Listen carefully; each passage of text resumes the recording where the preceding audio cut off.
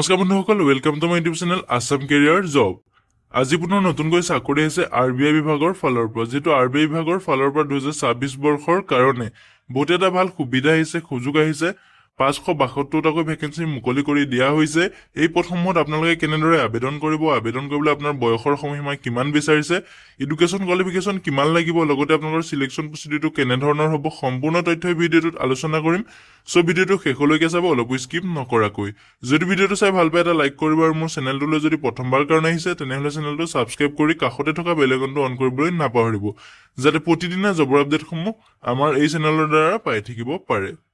লগতে ভিডিঅ'টো সকলো বন্ধু বান্ধৱীলৈ শ্বেয়াৰ কৰি দিব, যাতে সকলোৱে জবৰ আপডেটসমূহ এই চেনেলৰ দ্বাৰা পাই থাকিব পাৰে।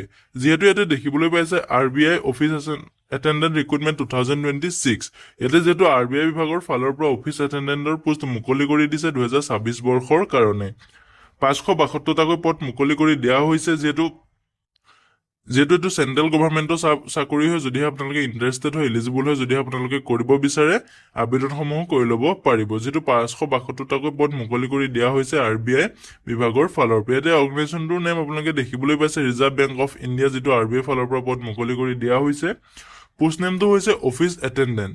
ইয়াতে টোটেল ভেকেঞ্চি 572টা পদ দেখিবলৈ পাব। জব টাইপটো আপোনালোকৰ এইটো চেন্ট্ৰেল গভৰ্ণমেণ্ট জব হয়। যিহেতু ইয়াতে আপোনালোকে জব লোকেশ্যনটো অল ইণ্ডিয়া দেখিবলৈ পাব। এপ্লাই মোডটো আপোনালোকে অনলাইন মাধ্যমেৰে আবেদন কৰিব পাৰিব, যদিহে আপোনালোকে ইণ্টাৰেষ্টেড হয়, এলিজিবল হয় পদসমূহৰ প্ৰতি অনলাইনভাৱে আপোনালোকে আবেদনসমূহ কৰিব পাৰিব। ইয়াতে আপোনালোকৰ যিহেতু RBI অফিচ এটেণ্ডেণ্ট ভেকেঞ্চি যিহেতু 572টা দিয়া আছে, কিন্তু আপোনালোকৰ ইয়াতে দিয়া আছে ভেকেঞ্চি নাম্বাৰ মে ইনক্ৰিজ অৰ ডিক্ৰিজ, মানে আপোনালোকৰ যিটো RBI ৰিকুৱাৰমেণ্ট আছে তাৰ মতে আপোনালোকৰ ভেকেঞ্চিসমূহ বাঢ়িবও পাৰে বা আপোনাৰ কমিবও পাৰে।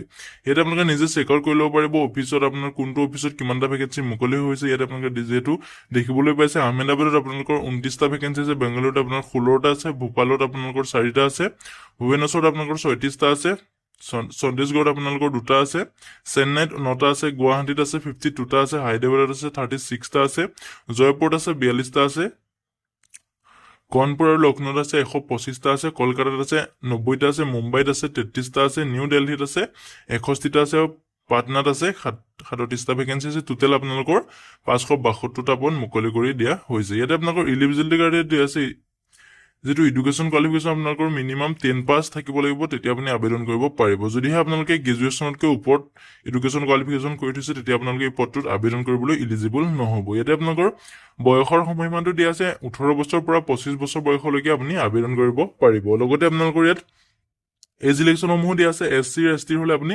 5 বছৰকৈ ইলেকশ্যন ল'ব পাৰিব, OBCৰ হ'লে আপুনি 3 বছৰকৈ ইলেকশ্যন ল'ব পাৰিব। লগতে PWBDৰ কেণ্ডিডেট হ'লে আপোনালোকৰ যিটো গভৰ্ণমেণ্টৰ ৰুলছ আছে তাৰ মতে আপোনালোকৰ এজ ইলেকশ্যন ল'ব পাৰিব। এক্স ছাৰ্ভিচমেন হ'লেও আপোনালোকে গভৰ্ণমেণ্টৰ ৰুলৰ মতে এজ ইলেকশ্যনসমূহ ল'ব পাৰিব। চিলেকশ্যন প্ৰচেছটো ইয়াতে আপোনালোকৰ অনলাইন ৰিটেন এক্সামিনেশ্যন হ'ব, যিটো আপোনালোকৰ অবজেক্টিভ টাইপ থাকিব। তাতে আপোনালোকৰ মানে কম্পিউটাৰ বেছড ৰিটেন এক্সাম হ'ব, যিটো আপোনালোকৰ অনলাইন হ'ব।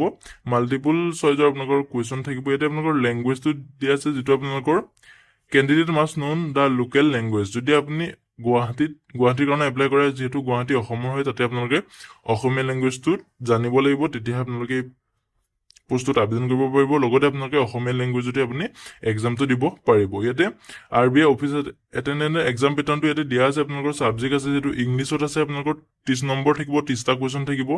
নামেৰিকেল এবিলিটিত আপোনালোকৰ 35 নম্বৰ থাকিব, 35টা কুৱেশ্যন থাকিব। ৰিজনিঙত থাকিব আপোনালোকৰ 35টা কুৱেশ্যন আৰু 35 নম্বৰ। জেনেৰেল এৱাৰনেছত আপোনালোকৰ 20টা কুৱেশ্যন, 20 নম্বৰ থাকিব। টোটেল আপোনালোকৰ 120 নম্বৰ পৰীক্ষা হ'ব। ইয়াতে লগতে আপোনালোকৰ সময়টো দিয়া হ'ব, এক্সাম ডিউৰেশ্যনটো আপোনালোকৰ 90 মিনিট দিয়া হ'ব, মানে আপোনালোকৰ 1.5 ঘণ্টা সময় দিয়া হ'ব। লগতে আপোনালোকৰ নিগেটিভ মাৰ্কিং থাকিব 1/4কৈ। আপোনাৰ প্ৰতিটো কুৱেশ্যনৰ আপোনালোকৰ 1/4কৈ নিগেটিভ মাৰ্কিং থাকিব। যদি আপোনাৰ 4টা কুৱেশ্যন ভুল হয়, তেতিয়া আপোনালোকৰ 1 নম্বৰ কটা হ'ব। ইয়াতে RBI অফিচ এটেণ্ডেণ্টৰ যিটো চেলাৰী আছে, চেলাৰীটোৰ ক্ষেত্ৰত ইয়াতে কোৱা আছে বেছিক পেটো আপোনালোকৰ 10,940 টকাৰ পৰা আপুনি পাৰ মান্থ চেলাৰীসমূহ লাভ কৰিব পাৰিব। লগতে আপোনালোকৰ গ্ৰছ মান্থলি চেলাৰীটো 25,000 পৰা 28,000লৈকে আপুনি চেলাৰীসমূহ লাভ কৰিব পাৰিব। মানে আপোনালোকৰ বেছিক পেটো যিহেতু 10,940 টকা হয়, আপোনালোকৰ যিটো গেট পে লগাই মেলি আপোনালোকৰ যিখিনি এলাউন্সসমূহ লগাই মেলি আপোনালোকৰ 25,000 পৰা 28,000লৈকে আপুনি চেলাৰীটো লাভ কৰিব পাৰিব। ইয়াতে বেনিফিট আৰু এলাউন্সসমূহ দিয়া আছে। ডিয়াৰনেছ এলাউন্স পাব, যিটো আপোনালোকৰ DA হয়। হাউচ ৰেণ্ট পাব, যিটো আপোনালোকৰ যিটো ঘৰ ভাড়া বুলি কোৱা হয়, সেইটো আপোনালোকে দিয়া হ'ব। মেডিকেলৰ আপোনালোকে পইচা পাব, পেঞ্চনো পাব। লগতে আপোনালোকে পেইড লিভছ পাব। লগতে আপোনালোকৰ জবটো ছিকিউৰিটিত থাকিব। এতিয়া এপ্লিকেশ্যন ফিজটোৰ ক্ষেত্ৰত ক'বলৈ গ'লে কেটেগৰী আছে আপোনালোকৰ এপ্লিকেশ্যন ফিজসমূহ দিয়া আছে জেনেৰেল OBC EWSৰ কাৰণে আপোনালোকে 450 টকা এপ্লিকেশ্যন ফিজ কাটিব লাগিব SC ST PWDৰ কেণ্ডিডেট হ'লে আপোনালোকে 50 টকা এপ্লিকেশ্যন ফিজ কাটিলেই হ'ব যিসকল RBI ষ্টাফ আছে তাতে তেওঁলোকে ইয়াত কোনো ধৰণৰ এপ্লিকেশ্যন ফিজ কাটিব নালাগে হাউ টু এপ্লাই ক্ষেত্ৰত ক'বলৈ গ'লে যদি আপোনালোকে ইণ্টাৰেষ্টেড হয় এলিজিবল হৈ পদসমূহৰ প্ৰতি ভিডিঅ' ডেছক্ৰিপশ্যনতে মই এপ্লাই লিংক দিম তাতে আপোনালোকে আবেদনসমূহ কৰি ল'ব পাৰিব ইয়াতে যিহেতু আপোনালোকৰ ইম্পৰ্টেণ্ট ডকুমেণ্টসমূহ ইয়াতে দেখিবলৈ পাইছে 10ৰ আপোনালোকৰ মাৰ্কশ্বিট চাৰ্টিফিকেট লাগিব ফটো ID প্ৰুফ লাগিব মানে আপোনালোকৰ যিটো আধাৰ কাৰ্ড বা ভোটাৰ ID থাকিব লাগিব পাছপোৰ্ট সাইজ ফটোগ্ৰাফ লাগিব সিগনেচাৰ লাগিব কাষ্ট চাৰ্টিফিকেট লাগিব লগতে আপোনালোকৰ যদি ডিসেবিলিটি হয় তেতিয়া আপোনালোকৰ ডিসেবিলিটি চাৰ্টিফিকেট লাগিব এটা ইম্পৰ্টেণ্ট ডেটসমূহ দিয়া আছে আপোনালোকৰ নটিফিকেশ্যন ৰিলিজটো যেটো 15 জানুৱাৰীত ৰিলিজ কৰি দিয়া হৈছিল আৰু আবেদনটো আপোনালোকৰ 15 জানুৱাৰীৰ পৰা ষ্টাৰ্ট হৈছিল লাষ্ট ডেটটো 4 ফেব্ৰুৱাৰীলৈকে আছে যদিহে আপোনালোকে এতিয়াও আবেদন কৰা নাই আবেদনসমূহ কৰি ল'ব পাৰিব ভিডিঅ' ডেছক্ৰিপশ্যনতে মই লিংকটো দিম তাতে গৈ আপোনালোকে আবেদনসমূহ কৰি ল'ব পাৰিব আজিলৈ ভিডিঅ'টো ইমানেই আছিলে যদি ভিডিঅ'টো চাই ভাল পালে এটা লাইক কৰিব মোৰ চেনেলটোলৈ যদি প্ৰথমবাৰ কাৰণে আহিছে তেনেহ'লে চেনেলটো ছাবস্ক্ৰাইব কৰি কাষতে থকা বেল আইকনটো প্ৰেছ কৰি থবলৈ নাপাহৰিব যাতে প্ৰতিদিনে জবৰ আপডেটসমূহ এই চেনেলৰ দ্বাৰা পাই থাকিব পাৰে জয় হিন্দ জয় অসম